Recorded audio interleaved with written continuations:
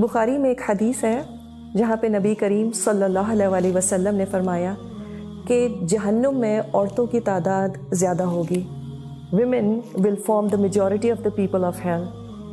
اس بات سے اکثر عورتیں بہت ڈسٹرب ہو جاتی ہیں اور وہ کہتی ہیں یہ کیسے ہو سکتا ہے، ہم اتنا کچھ کرتے ہیں اپنے خاندانوں کے لیے اور ہم پھر بھی جہنم میں سب سے زیادہ ہوں گے.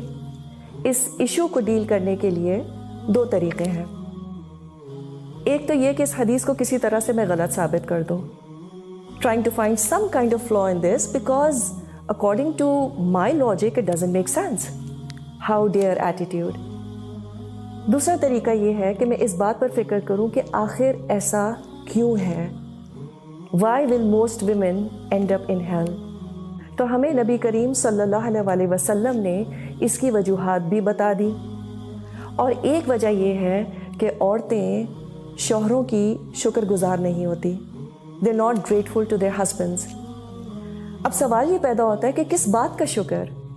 یہ کہ وہ مجھے مارتے نہیں ہیں دوسرے مردوں کی طرح، یا مجھے صبح شام کھانا کھانے کو دیتے ہیں، مجھے کپڑے بنانے دیتے ہیں.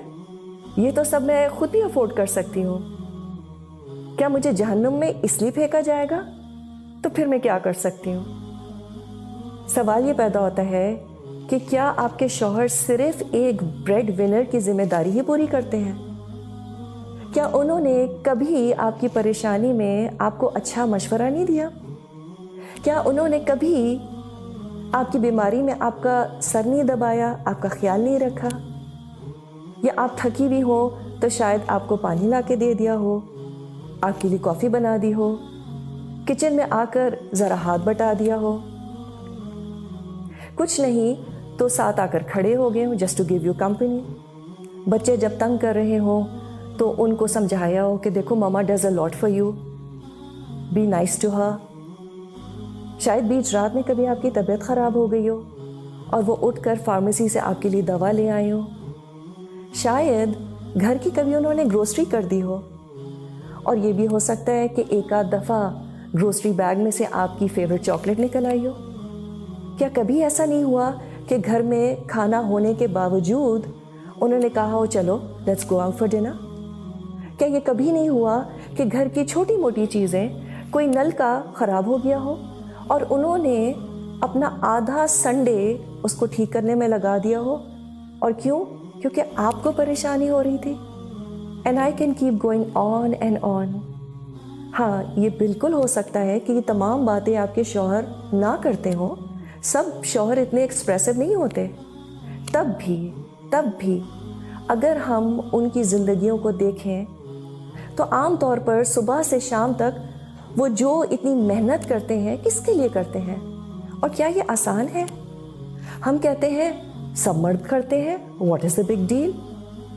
اگر ہمارے شوہر ہمیں کہیں یہ کہہ دیں کہ what is the big deal, ساری عورتیں بچے پیدا کرتی ہیں، اٹھو اینڈ گیٹ گوئنگ، ہمیں تو لٹرلی آگ لگ جائے، رونا دھونا اور پتہ نہیں کس کس کو فون کر ڈالیں کہ ان کو تو میری قدر ہی نہیں ہے. تو مرد پتھر کے نہیں بنے ہوتے، ان کا صبح سے شام تک کام کرنا از اے بگ ڈیل. اور ہمیں کرنا بھی کیا ہے اپنے آپ کو جہنم سے بچانے کے لیے؟ ایک لفظ اپریسیشن کا، تھینک یو سو مچ، بس that's all Allah expects from us.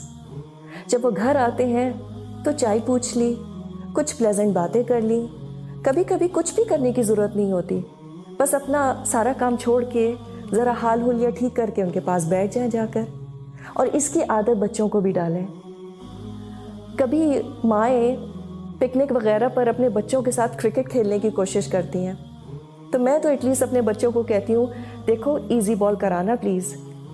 Allah Subhanahu Ta'ala is so merciful to us women, he knows us too well. Sometimes he gives us such easy balls to play. مگر ہمارا سارا focus کس بات پہ ہوتا ہے؟ But why؟ تھوڑا سا ذرا ہاؤ بھی دیکھ لیں. It can't get easier than this. And to think of it، اللہ نے چھوٹی چھوٹی باتوں میں ہم عورتوں کے لیے اتنے بڑے بڑے ریوارڈز رکھے ہیں. اللہ کو ٹرسٹ کر کے تو دیکھیں. It's all about how we perceive His commands. So the trick is to forget about why and focus on how. It doesn't get simpler than this.